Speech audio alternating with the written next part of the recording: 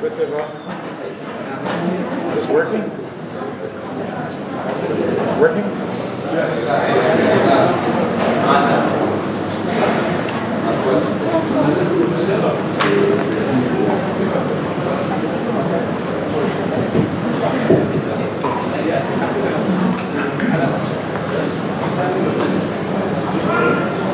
I have a brother who lives in Kansas City. Years ago, he asked me to come to speak at a Siyum Harambam from Minnesota to Kansas City. But it was a heavy snow in Minnesota. And when I got to the airport, there was a balagan. Flights were canceled, people were sleeping from last night on the floors. So I go to the counter. I said, I need to go to Kansas City. So the woman said, I'll give you a pass for another airline. They're going to Chicago, and from Chicago you'll get a flight to Kansas. It's like going around. Okay. While I'm standing there, a woman comes behind me, and she says, I need to go to Kansas City. So the agent makes out one coupon for both of us with our names on it. And she says, take this to the other airline and they'll give you boarding passes. So I didn't realize in the moment, I walked away from the counter and I had a traveling partner because one coupon for both of us. So we're running to the other airline and she says, you know, if I miss the flight in Chicago, then I might as well not go because I'm going to miss my speech. I said, you're going to Kansas to speak? She says, yes. I said, so am I. She says, what do you speak about? I told her, what do you speak about? I'm an evangelist. A missionary. We got to the other counter, to the other airline. I give him the coupon. And he says, it's a crazy, I don't have time to give you the boarding passes from Chicago to Kansas. I'll only put you to Chicago. When you get to Chicago, they'll give you the rest. So hold on to this coupon. So we get to the gate. We're traveling together, so they give us seats together. The whole flight from Minnesota to Chicago, with the Christianity, with Mises, I got a whole education. She didn't stop for a second. We get to Chicago, the flight out of Chicago was 4 o'clock. We get to Chicago 5 minutes after 4, and the flight is gone. So we both go to the telephone. I call my brother to see if I should come, because it's going to be an hour later, the next flight. And she calls whatever to see if she should come. Anyway, they told her that there are 6 people speaking on the program, so they'll put her at the end, so it's okay if she comes 9 o'clock, 10 o'clock. My brother tells me that he also has a guy who plays a fiddle, a violinist. And he was going to play at the end, so they'll put him first, and fine. She says to me at the telephone, she says, I'm going to go to the ticket counter, see if there's another flight from the other airport. Chicago has 2 airports. I said, okay, I'm going to go get a drink, and I'll meet you back here. I have the coupon. And of course, they gave us seats together. She walks away. And this man comes over to me. He says, you have a brother in Kansas City? I said, yes. He says, so you're the speaker? I said, yes. He says, I was on the flight with you from Minnesota. I slept overnight at the airport in Minnesota. Is that your wife?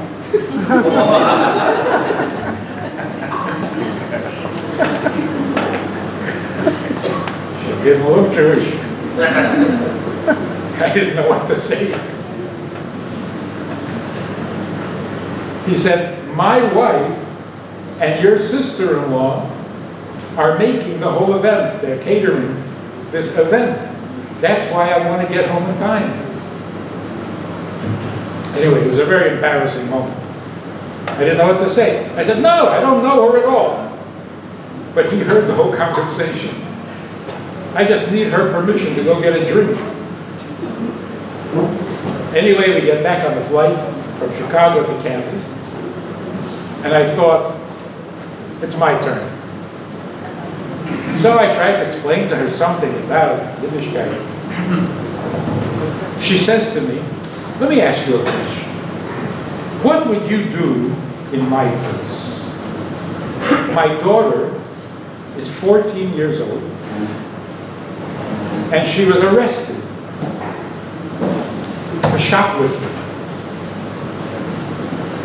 She had a friend who worked in the store by the cash register, and they made up a plan. My daughter went and filled the whole cart with merchandise, about $600. She went to the friend's cash register. The friend charged her $10 for the whole thing, and she was already halfway out the door. They caught her.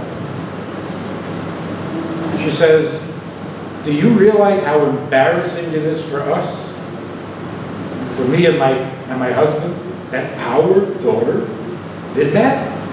We are the preachers, we're the ministers, we're the... And the worst part of it is, she doesn't even regret it.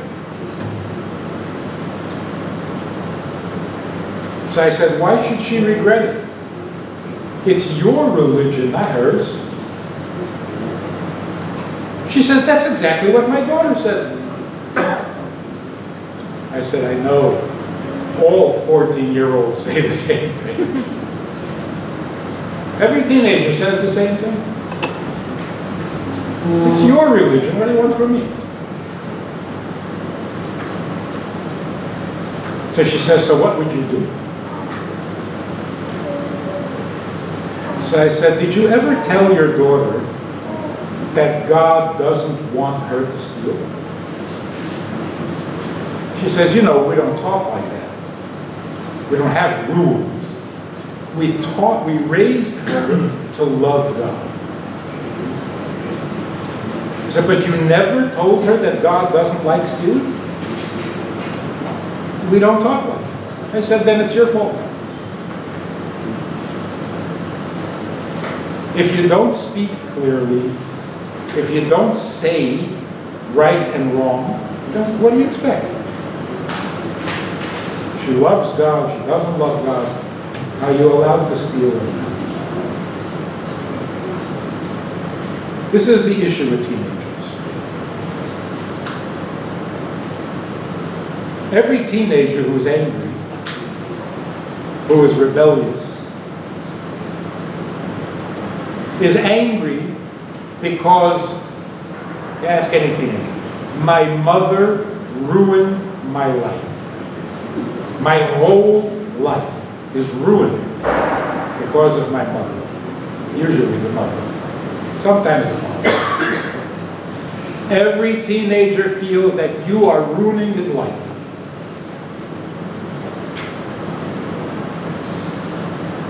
Are they right?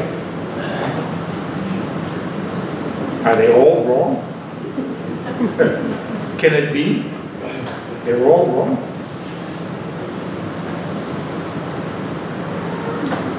Chassidus says that the world was created yesh me'ayin. What does that mean? Since Olam Hazeh didn't exist. So to create Olam Hazeh, or all the world, the Eibishter had to create things that don't exist and make them exist. Yesh. What is this? What is it? It exists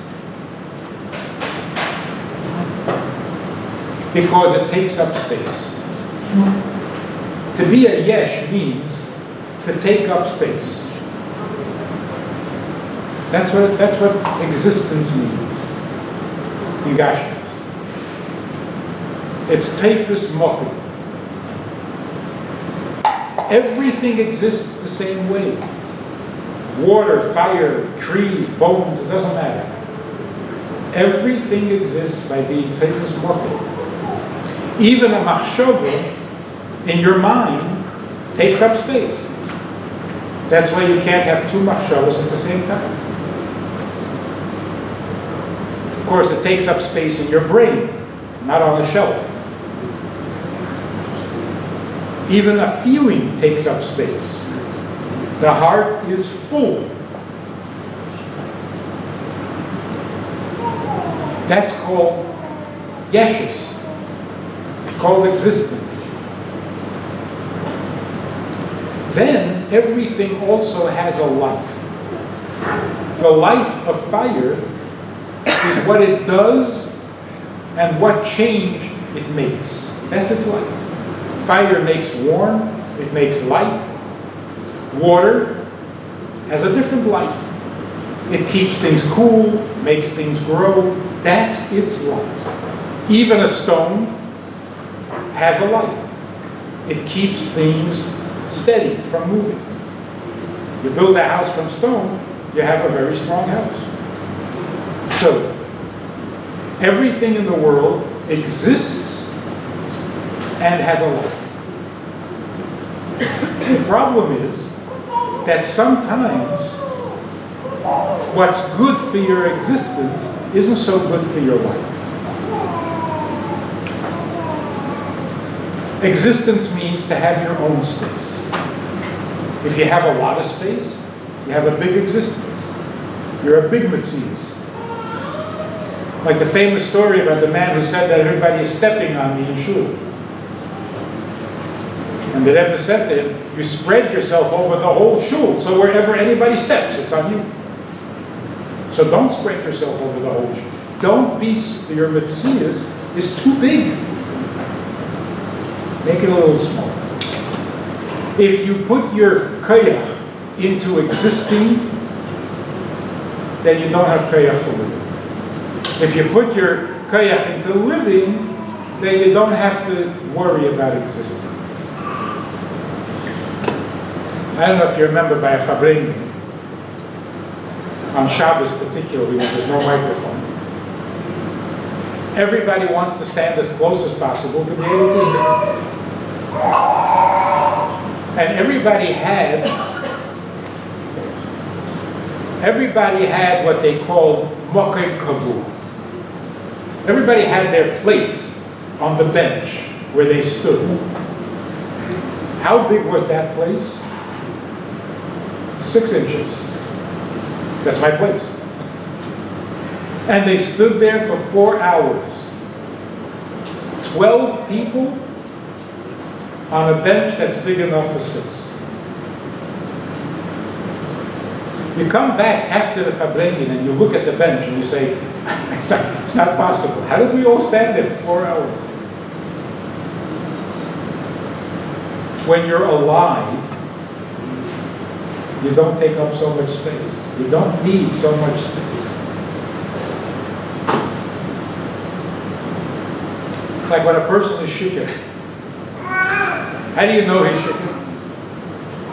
Because when he's not, when he's sober and he wants to talk to you, he stands over here. When he's shikar, he wants to talk to you, he stands over here. He doesn't understand space anymore. Drunk people don't take up space.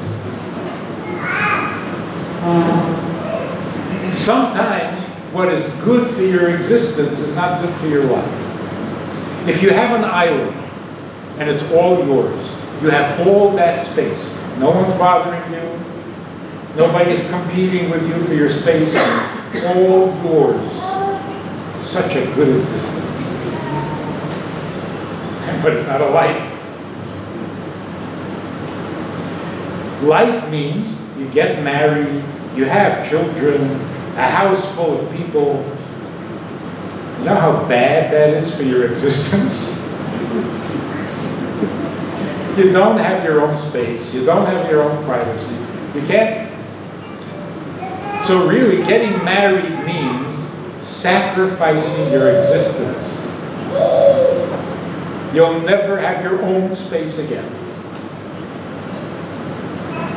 So why do we get married? Because it's a life. You give up existence to have life. And the more you give up the existence, the more life you have. Tzedakah, tatzil mimoros. What is tzedakah? You give away $1. Your dollar. What's $1 good for? For your existence. You give away the $1 and you make somebody else's existence a little better. What do you have? Life. Now you're alive. Kabed esavicha v'esimecha, and what's the result? Yarichem yamecha. What does it mean, kabed esavicha? Give up a little of your existence to make their existence easier. Carry their bags. Bring them the food. When you come alive by serving, changing, doing something, then you have more life. Another interesting thing, when you're busy living, your existence takes care of itself. A doctor, in the time of a plague, everybody's getting sick, he doesn't get sick. He doesn't even get tired. He doesn't get hungry. He doesn't need to sleep. To exist, you have many needs. Just to exist.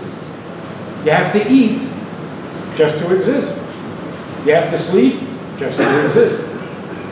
You need a house, you need security, you need warmth, just to exist. But when you're busy living, somehow existence takes care of itself. A doctor in the times of a plague is so alive. He knows his purpose. He sees how important it is. He sees what a difference he's making. He's so alive. So he'll eat tomorrow. What's the hurry? So he won't sleep for a few days. Nicht gefällt.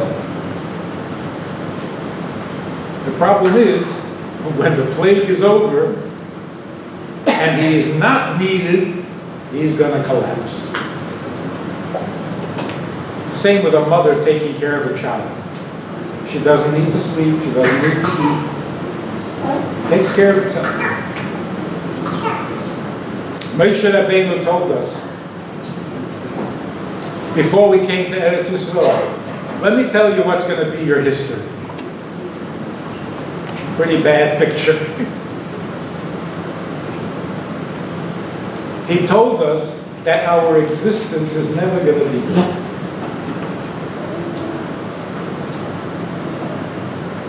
So what's the plan? The plan is, you're not going to have a good existence. So you be busy living. Live. B'charta b'chayim. B'charta b'chayim doesn't mean you should want to live and not die. You don't need to be told that. B'charta b'chayim means choose to put your energy into life, not into existence. So it's a very interesting thing. Who gets depressed? Who is most likely to get depressed? Rich people or poor people? Rich people. Because when your existence is good, you have a big house, you have a lot of food, you have a lot of money, you have a lot of covet and power. Now, you have to ask yourself, for what? So what's my life? You get depressed. Or your kids get depressed. Kids grow up, they have everything they need for their existence, but they don't know why they're alive. They get depressed. Get into drugs.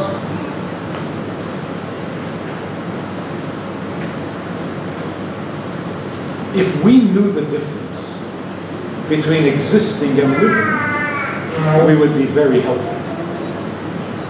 We would be much happier people. We say we go to work to make a living. See, it's already confused. You're not making a living, you're making an existence.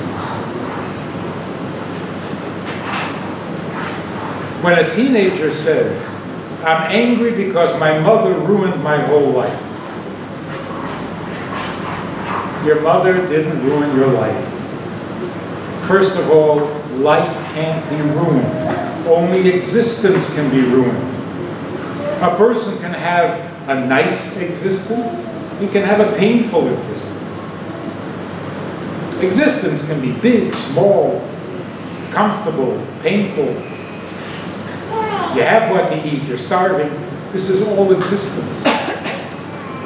Life can't be bad or ruined. Life means, what are you doing and affecting the world? So wherever you are, whether you're hungry or not, you're having an effect on the world.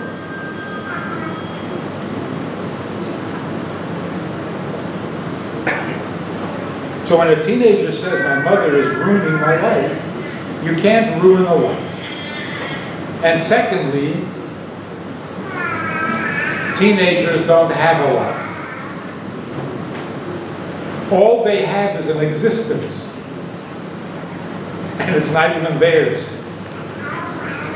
They don't have a room. It's your room. And you let them sleep in it. They don't have their shoes. It's your shoes that you bought for them.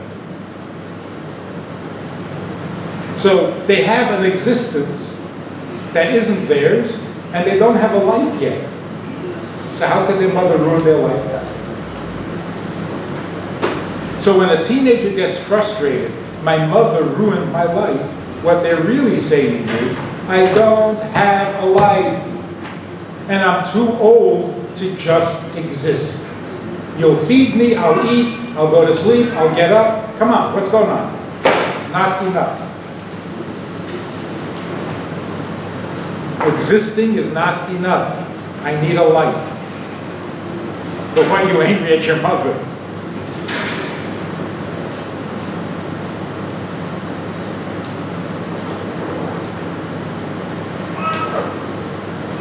More than anything else, Hasidus explains the difference between existing and living.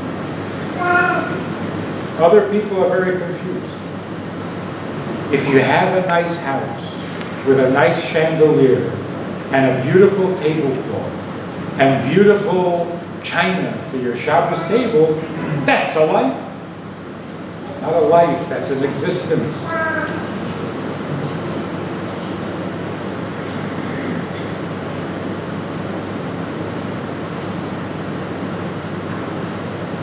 A chassid in jail in Russia had more life than the average person in the free world.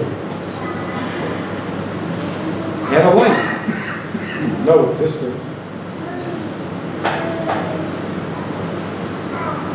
So the first thing we have to do, somehow educate our children, be mechanech children to know the difference between being and living.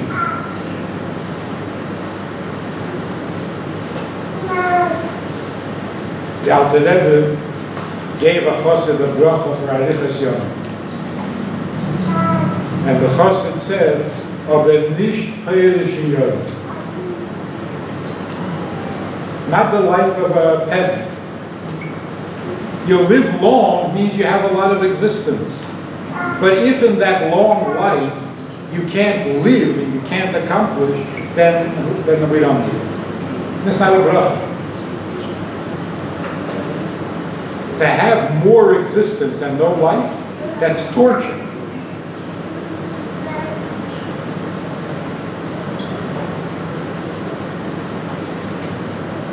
Chinuch means, at a very young age, we call it in English, raising children. Raising. It means children have an existence. You have to raise them from being to living. Everything we do in the chinuch of a child moves the child from being to living. The child says, I don't want to make a bracha. I'm tired.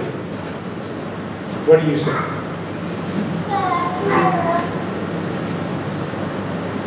It's an opportunity to move the child, raise the child from being to living.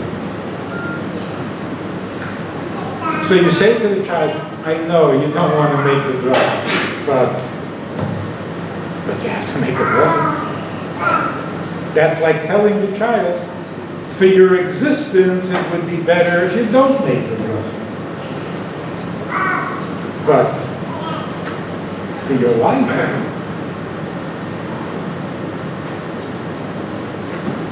a husband says, I can't stand it. I can't stand it.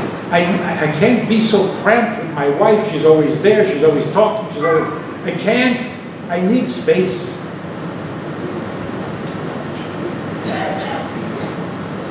Too much existence.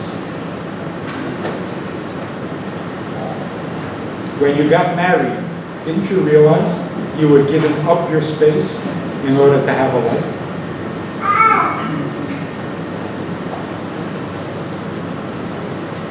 If we did that, our children would have a much better chance of making a change from just being to having a life.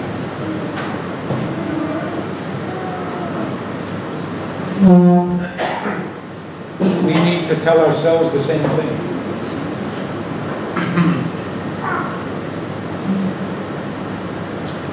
Go on, if so you stop somebody and you say, would you like to put on tefillin? He says, I don't need that. You say, good, so put them on. I said, no, but I don't need that. Perfect. All your needs come from your existence. I'm trying to give you some life. So the fact that you don't need it, perfect. That means that it's not about your existence. So put them on, because that's your life. Without getting into politics. The whole world blames Israel. Make peace, make peace. Because Israel made a big mistake. In 1948, we came to the United Nations, or the League of Nations, whatever they were called, and said, we need a place. We can't exist like this. We need our own place. And everybody said, sure, everybody needs a place.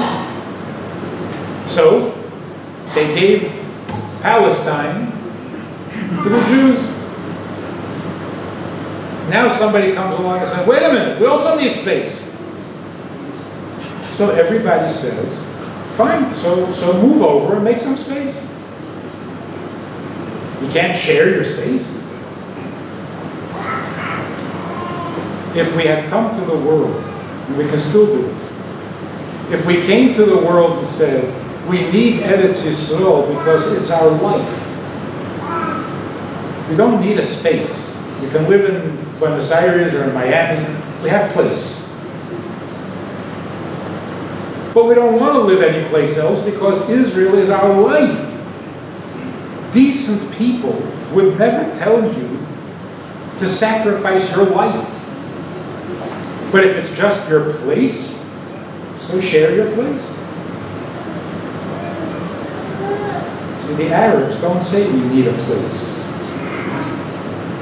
They say, this is our life.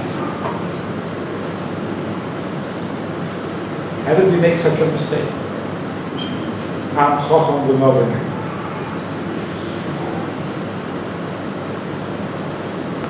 For ourselves, we have to know the difference between being a yesh me'ayin or having a life.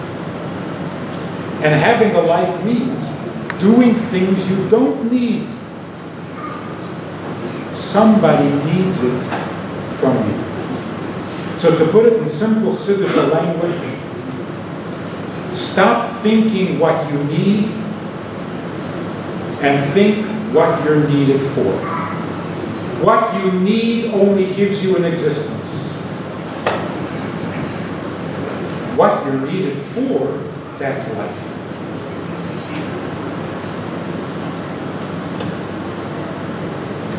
Have we taught our children this? Our children, the average teenager, do they realize that when someone needs something from them, that is the biggest bracha, that's life? They think it's a burden. Give me what I need and leave me alone. So we do. We always do. We give them what they want, we give them what they need, and they're not happy. They're miserable. You can't figure it out. What more do you want? What else do you need? You have a perfect existence.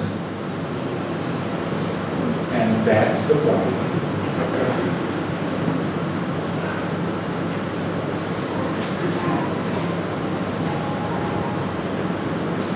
If you want to explain, why did the Eibishter create the world?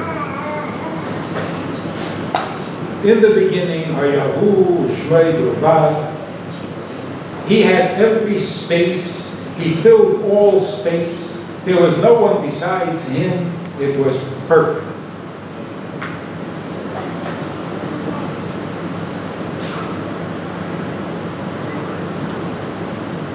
Why did he create the world?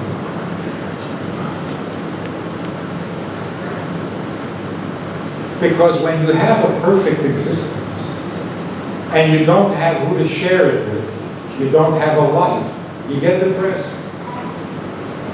So the Eibishter says, I was, I am, and I will be.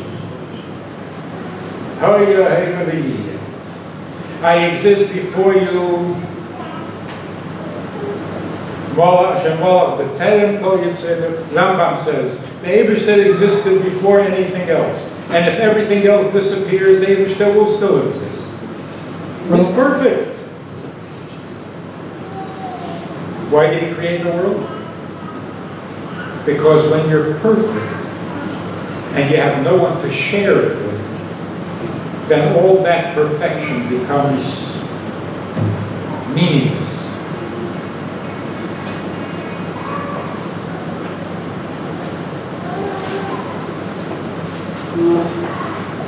Why did Eibishter create the world?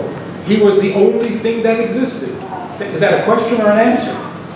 That's the answer. He created the world because there was nothing else. How would you like to be?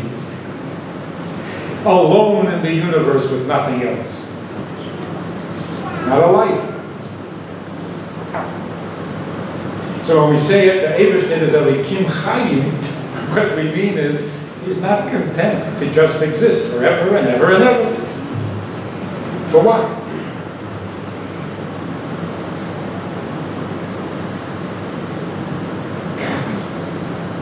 So here's an important thing. I was talking to a group of Bachim and Yeshiva and Crown Heights. And they're not happy. They're not happy in Yeshiva. They come every day, they sit, they go home. They don't know why they're there. They don't know what they're doing. They don't know what anybody wants from them. They feel completely useless. It's terrible.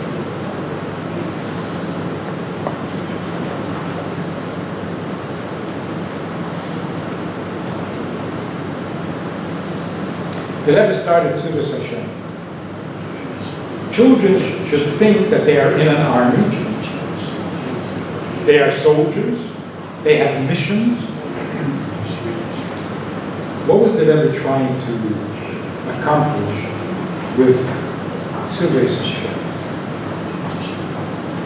We tell children that they have to obey. Kabbalah, mashmas, you're told to do something, you have to do it. They hate it.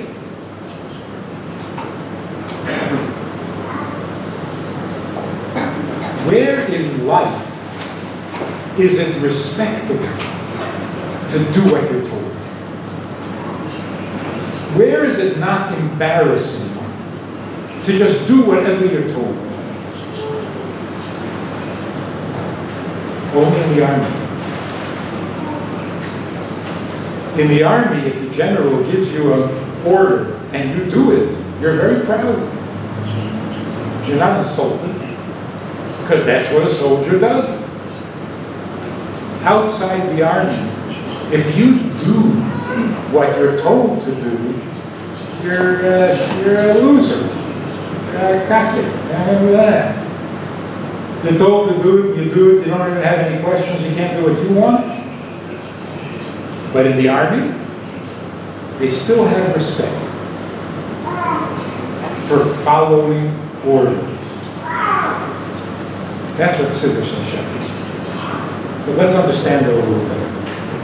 And if you can explain this to your teenager, it's going to make your life a lot easier. A soldier is somebody who does whatever he's told. Is that right? That's not right. If you train a bunch of soldiers, all they do is follow orders, you have a very bad army. There's going to be a war. Enemy will be shooting.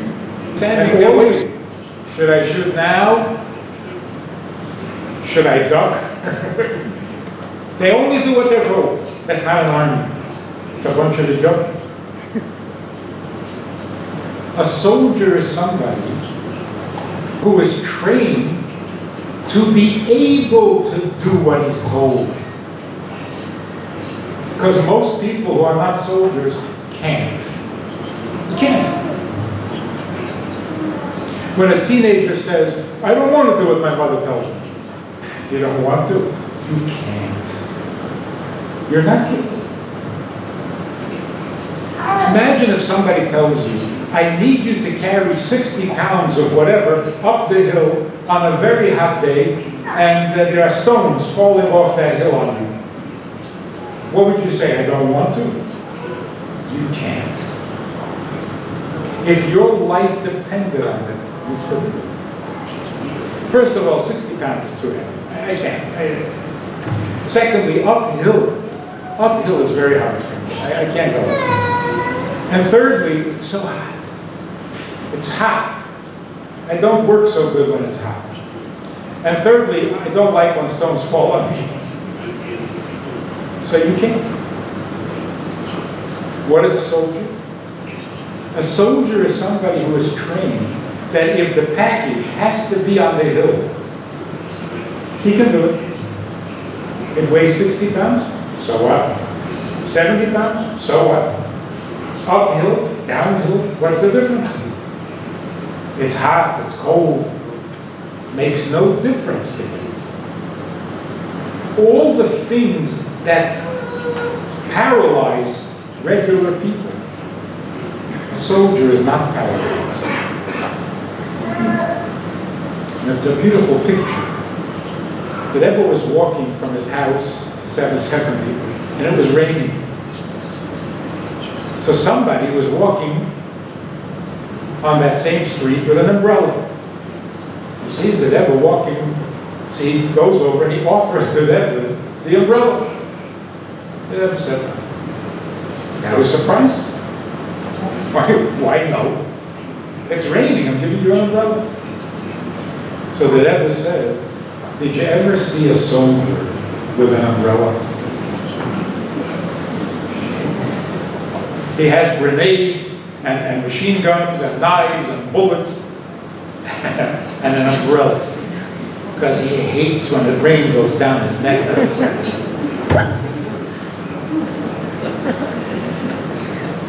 Bullets are flying all over, but he has to have an umbrella. It's raining.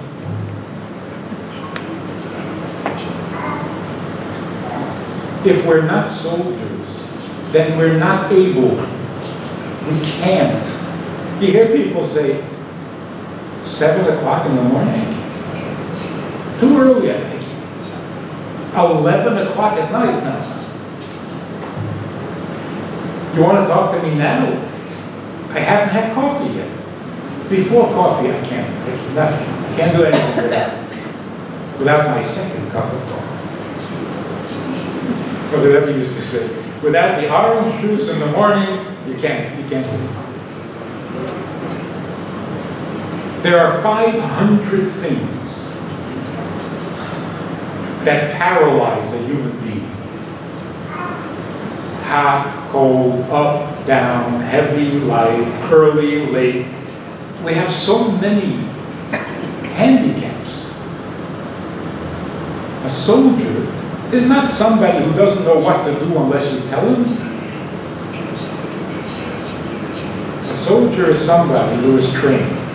If something has to be done, I can do it. Up, down, hot, cold, morning, night, wet, dry, doesn't make sense. Has to be done, I can do it. That's a soldier. Your teenager has to appreciate that Kabbalah Suda, mashmash, obedience, is a talent, not a problem.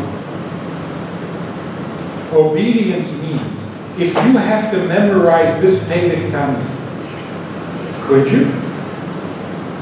You can't.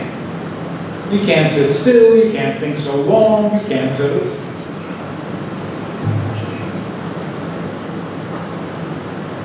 So I said to these Bachrim, I said, try this one day, once. Wake up in the morning and say to yourself, today I can do whatever has to be done. Test it. Hidden Ishlochim. Give me a job. We'll see. I can do it.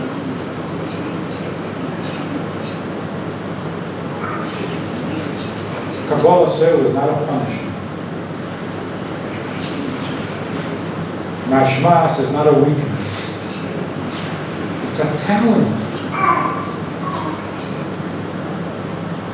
Children get the wrong impression. And they hate being told what to do. They hate to have to do. They don't understand. It limits their existence. And life, they don't understand.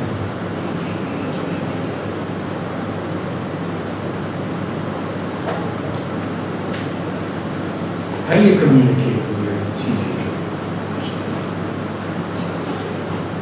You try to talk to your teenager as if he was intelligent. He's not. He thinks he knows everything and he understands nothing. So what do? You fight him. He thinks he knows, you got to convince him he doesn't know. He thinks he's smarter than you have to show him that you're smarter than him. He's winning. He has you fighting with him, then he's winning.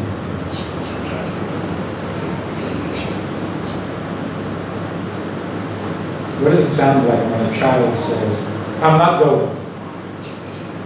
And the mother says, yes, you are. The child says, I'm not. The mother says, yes, you are. It's like two babies.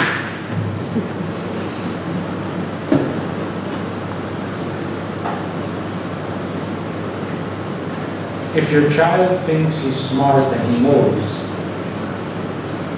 then treat him like he's smart and he knows. First of all, he'll be so shocked.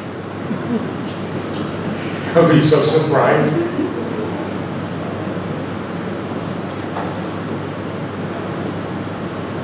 A young bacher from a Snagdishi yeshiva in the early chofs knocked on the Rebbe's door. Didn't have an appointment, didn't go to the office. He walked in, he was 17. He walked in, he knocked on the Rebbe's door. He had a question, he had to ask the Rebbe. In yeshiva, he was learning Musa, and they told him that he has to be an onav. And he was working very hard at being an onav. He was a very sincere boy. He was making himself sick, trying to be an onav. So somebody told him, go ask the Rebbe for advice. So he knocks on the door, and he says to the Rebbe, I need an eitzah for guiding. So the Rebbe came to the door without a jacket. And the Rebbe said to him, on the spot, the Rebbe said to him, when you think you're smarter than another bacher, make sure you really are. If you think you're smarter than the Rosh Yeshiva, adrabah, make sure you really are smarter than him. This guy told me the story 40 years later, and he said, I can't blame the Rebbe for not knowing me. He didn't know me. How was he supposed to know that I was on a much higher madrega already? I was a much bigger onav than that. So he didn't become a chassid. But the answer is so beautiful. You're a balgaiva. Stop it. You're an idiot. You think you're smarter than the Rosh Yeshiva? No, you're stupid. Even if you say it nicely, even if you say, you're smarter than the Rosh Yeshiva, he knows more Gemara than you. What do you do? What do you argue? The Rebbe said, what do you do with Gaia? You think you're smarter than somebody else. Wouldn't it be nice if you thought you were smarter? So make sure you're smarter. Is there a greater ambivalence than that?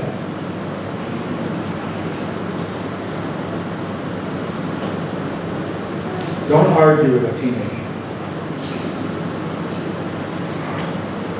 I'm a sabik in the nouveau. This is not Bulgamke. If you argue with a teenager, you become a teenager. Don't argue with a teenager. And you can't win anyway, because they don't care if you make sense. They don't even care if you're right. So what do you want? Work with the teenager. You think you have a very good memory? Great. Memorize this. Not I'm testing you. How do you have such a good memory? Memorize it. You're so smart, teach other children. Take some responsibility to teach other children, younger children. Work with what the teenager thinks he has. Don't argue with him.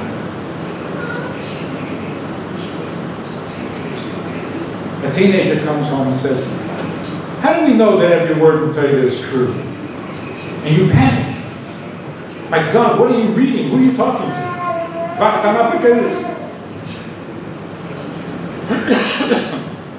So you start arguing with him. Teenager comes home and says, how do we know that every word we tell you is true? You know what you're supposed to say? What do you think? It's a good question. What's your answer? You don't have an answer. Find an answer. Don't make it like it's your religion and you're telling him how to behave. It's his Eibishter, it's his Torah, it's his Neshama. And my children would come home with a question. How come you're not allowed to do this on Shabbos? I would say, what do you want from me? I don't know. Go ask your principal, ask your teacher, look at Shulchan Aruch. I don't know.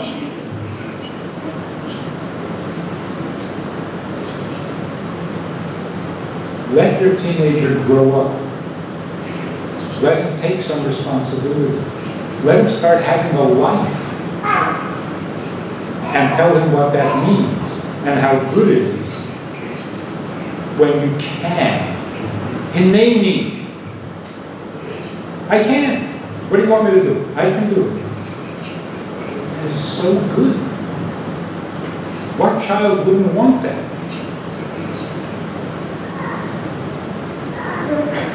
For example, you tell your child, it's very hard for me to say to him, it takes me such a long time, but this Shabbos Mevorchim, I did it.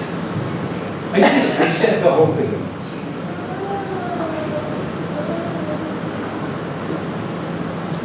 You're sending a message. It's much better to be able to do it than to not be able to do it.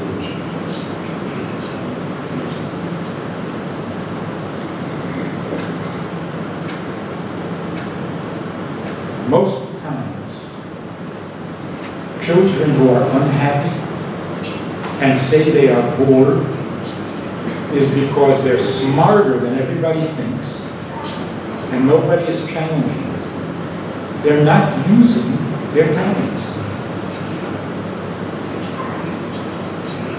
It makes them very unhappy.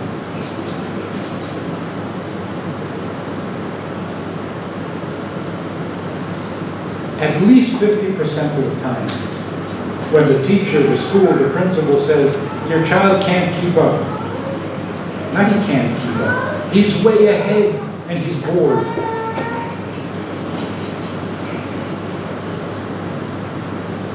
It's too easy for him.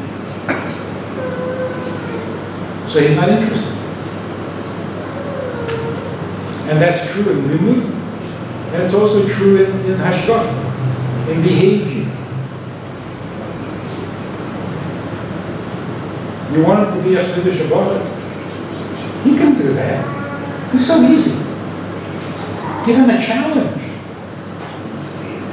No, just go to yeshiva, daven on time, go to the mikveh, and say shittas.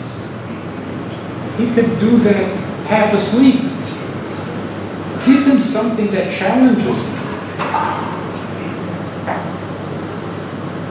We have to expect more, not less.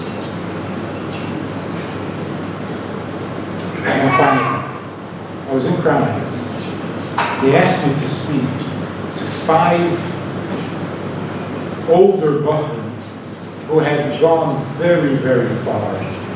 Very far. And they agreed to sit down and talk. We sat down. The language that they used, the apicursus,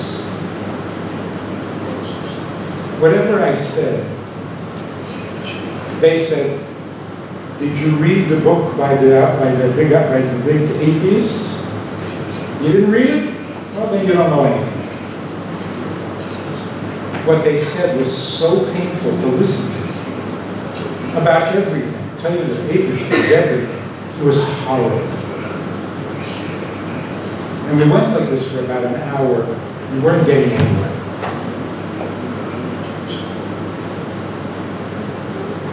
So I said, wait a minute. I thought that you're upset and rebelling and disappointed with Yiddishkeit and with Chassidus because you thought that Torah min hashamayim should be powerful, change the world, save the world. Chassidus can change the world, can change people. And you're disappointed. Because all you see is machloikes and babermeises. This is not what you expected. You wanted Chassidus to be something big. So, if that's the problem, then let's talk. If you just want to marry a shiksa, go do something. Hey, what are you upset about? They calmed down, and we had 2 more hours of good conversation. Everybody was convinced that these were bad bachar. Couldn't stand how they look, how they dress, how they talk, the books that they read, the things that they do. It was horrible. Well, what did they want? Less chassidus. They wanted more, better, bigger, deeper. They were disappointed.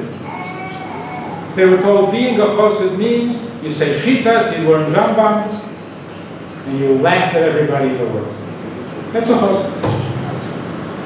They were so disappointed. If your child, if your teenager is unhappy, the first thing you should think is disappointed.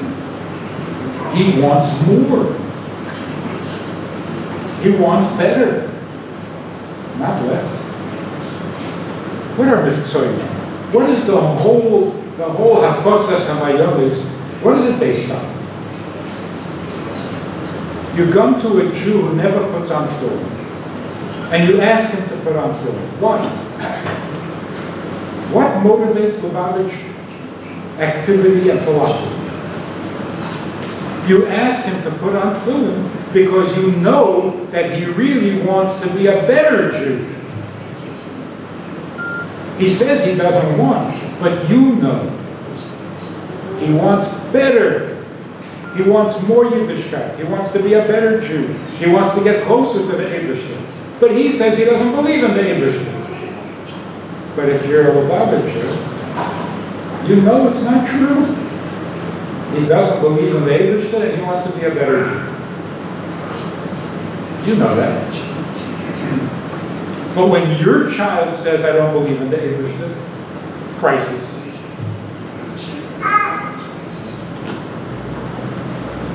If your teenager is upset and angry, he wants more, not less. He wants a deeper chassidus. He wants a challenging chassidus. He wants a chassidus that changes the world.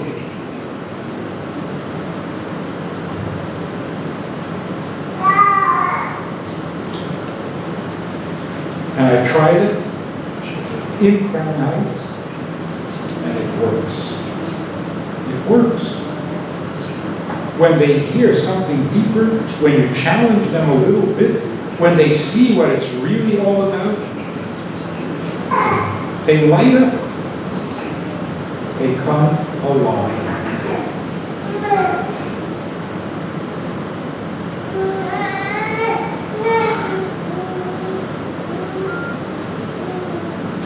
So, Rabbi Malki is supposed to tell a story. In Minnesota, there was about children, a professor, Velvel Green. You probably heard. He had a wonderful relationship with the Lord. And he just published a book. He passed away a year ago. He just published a book of all the letters that they ever wrote to him over 22 years. Beautiful. When he was becoming Shemer Mitzvah, he was going to Eretz Yisrael for Yom Tov. And he was in Yechidus by the Rebbe. And the Rebbe said to him in English, what are you going to keep? He didn't know what that meant. The Rebbe said, are you going to keep 1 day Yom Tov or 2 days Yom Tov? He said, I don't know. Tell me. What should I do? So the Rebbe said, do me a favor. When you get to Eretz Yisrael, find a Rav, not a Lubavitcher, nicht von unseren, and ask him what you should do, and let me know what he said. He comes to Eretz Yisrael, and he found a Rav who had been in America for many years, speaks English. Now he's in Eretz Yisrael. So he went to him, and he said, should I keep 2 days or 1 day? So he asked him a few questions, and he said, oh, I'll answer you, I'll give you soon. 2 days go by, doesn't hear from him. So he goes to the rabbi, to the Rav, and he says, no, what? The Rebbe's waiting for an answer. He said, what? He forgot to tell him. He said, no, the Rebbe sent me to you to ask you, and he's waiting for an answer. He said, okay, tonight I'll give you an answer. He gave him 3 pages of shuvah. 3 pages. He asked him if he has an apartment, a house in America. Does he have a bank account in America? Does he have children living in America? All sorts of questions to show where is his makom kavua. What was his psak? His psak was, since you're asking me because the Rebbe told you to, then you have the din of a soldier.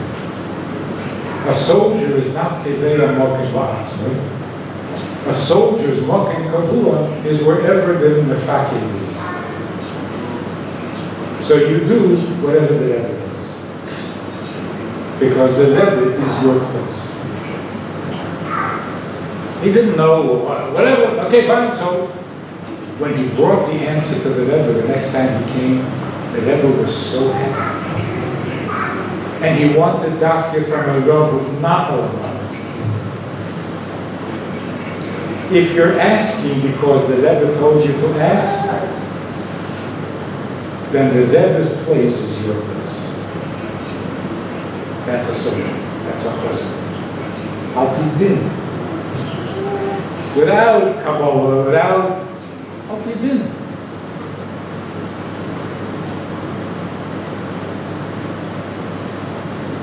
Wherever we are, if we're doing what the Rebbe wants, if we ask the Rebbe, if we follow the Rebbe, then we belong to him. Doesn't matter where we are. So let's raise our children to be soldiers, which means I can. To be the Rebbe's soldiers, which means I don't have my own place. My place is the Rebbe's place.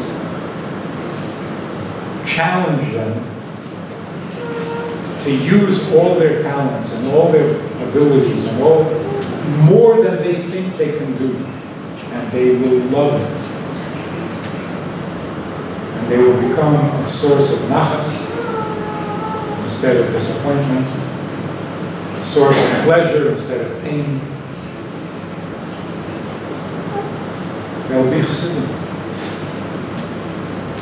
There's nothing better.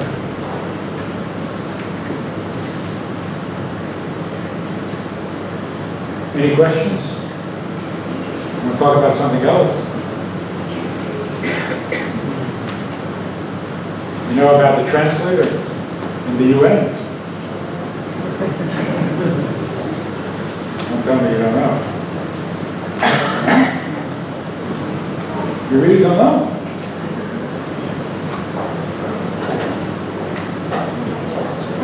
It's an interesting story.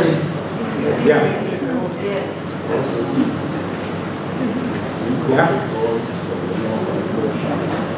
You'll translate?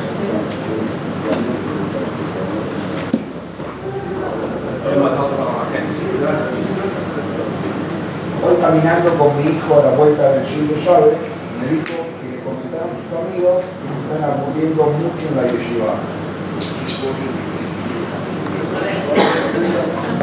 Vamos a empezar a aprender esto.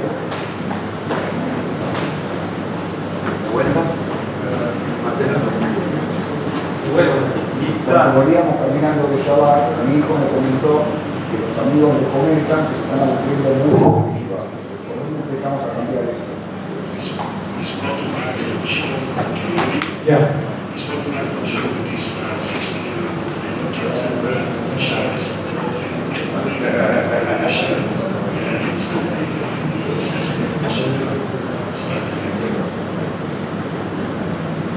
They're actually asking you to give them something important to do. That's what it means on board. Give me something important to do.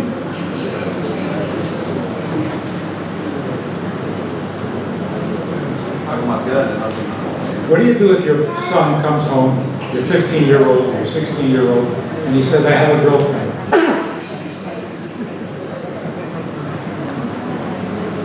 What do you say? What would you say if it happened? Theoretically.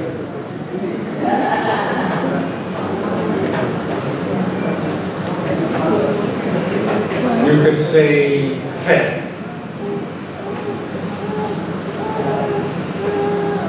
Tarnished. Or you can say, really, what do you like about her? Talk. If you're going to have a girlfriend, it should be seichel-dik, it should be good, it should be appropriate, it should be... What do you like a girl for what? What is your taste in girls? Force him to treat it like a mensch. He'll lose interest. Or he'll marry her. One of the two. If you fight it, always lose.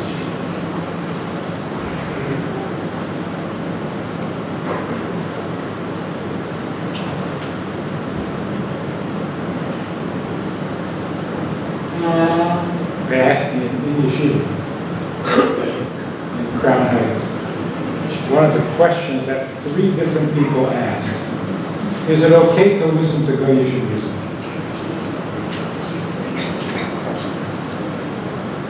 So I said, what are you asking? If it's good music, listen. If it's not good music, what are you listening to? The teacher was there, Malama. He got very upset afterward. He said, what do you say? We're telling them that they're not allowed to listen to this. Why are you telling them? I said, you're telling them they're not allowed, and they listen anyway. I said, no. So what are you accomplishing? The Bacha who asked it came over to me later and said, if you said not to listen to music, I would listen anyway. I said, I know that. So at least listen to good music. But then Achusha music? You listen to garbage music? What do you do? Become a maven in music. Understand. Learn music. Learn to read musical notes. Do it like a mensch. I don't want to. Okay, now it's over. I'm not interested anymore. Remember one time by Krishna Bracha, there was a guy playing the violin. During the singing, somebody from Eretz Yisrael, he was playing the violin, and it was by one nigun, he kept getting stuck. And the Rebbe is, pouring wine and making with his hand, and this guy got stuck. So eventually, after trying 4 times, the Rebbe turns to him and said, C minor.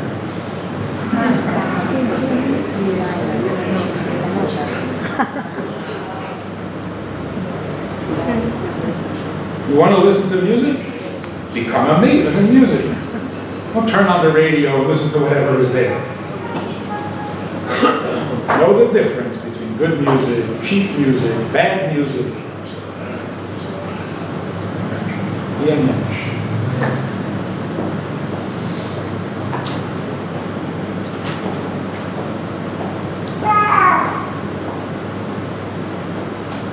Once in a while, It'd be very, very good to turn the tables. Your son comes home from yeshiva, and you say to him, can I talk to you for a minute? Why are you not allowed to carry a thing from a... Ask him.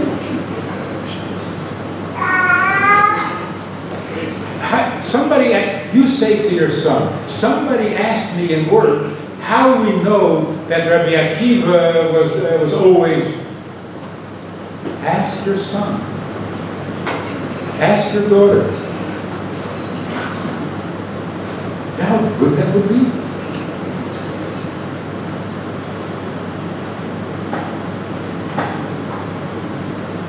He won't know the answer.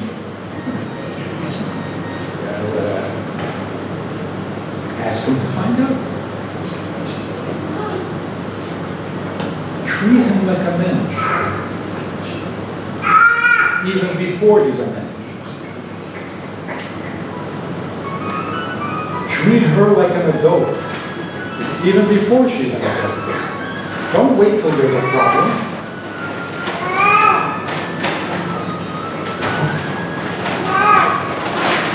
And you will have nachas. There's nothing better than that. Actually, there is something better. You know what's better than having nachas from your children? Having nachas from your grandchildren. It's so much better. Because it's for free. You didn't even do anything. It's so good. Anyway, I get the Bach. We should all have a lot of good news and a lot of nachas from our children. They should have nachas from us. The Rebbe should have nachas from all of us because a Rebbe needs Chassidim like Chassidim needed it. I get the Bach.